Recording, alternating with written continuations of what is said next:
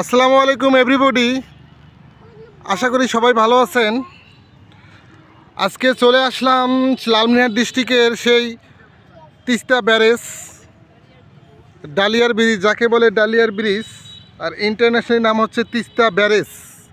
তো আপনারা দেখতেই পাচ্ছেন এখানে তিস্তা ব্যারেজের সেই দরজাগুলি, কাপাটগুলি কতগুলো খুলে দেওয়া আছে আর কতগুলি নামায় আছে। আর সেই নদীটি, যে নদীটি সরাসরি ইন্ডিয়া চিকেন লেক থেকে চলে এসেছে, যেটা আমাদের দেশে হয়ে এসে এই নদীটির নাম হয়েছে তিস্তা নদী। আর এটা ইন্ডিয়া চিকেন লেক হয়ে আমাদের তিস্তা নদীর উপর দিয়ে গিয়ে পদ্মা নদীতে মিলিত হয়েছে। তো দেখতেই পাচ্ছেন পানি কি পরিমাণে উপর দিক থেকে নিচের দিকে যাচ্ছে। আসলে পানি যদি এই দরজাগুলো না থাকে তাহলে আমরা পানি সঞ্চয় করতে পারবো না।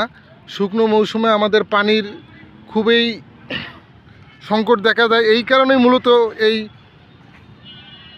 ব্রিজটি তৈরি করা হয়েছে, যাতে আমরা পানি সঞ্চয় করে রাখতে পারি এবং শুকনো মৌসুমে যাতে আমাদের চাষাবাদের ক্ষেত্রে এই পানিগুলি ব্যবহার করতে পারি।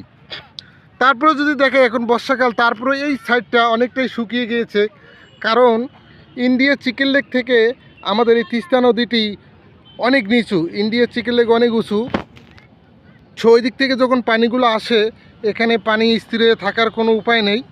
মূলত পানি সঞ্চয় করে রাখার জন্য ওই গেটগুলি বানানো হয়েছে, এই ব্রিজটি। তো বন্ধুরা, আপনাদের যদি এই ভিডিওটি ভালো লেগে থাকে তাহলে লাইক কমেন্ট শেয়ার করে দিবেন। আর আপনারা তিস্তা ব্যারেজ কে দেখছেন কি দেখেননি এটা কমেন্টসে বলে যাবেন। আল্লাহ হাফেজ, ভালো থাকবেন।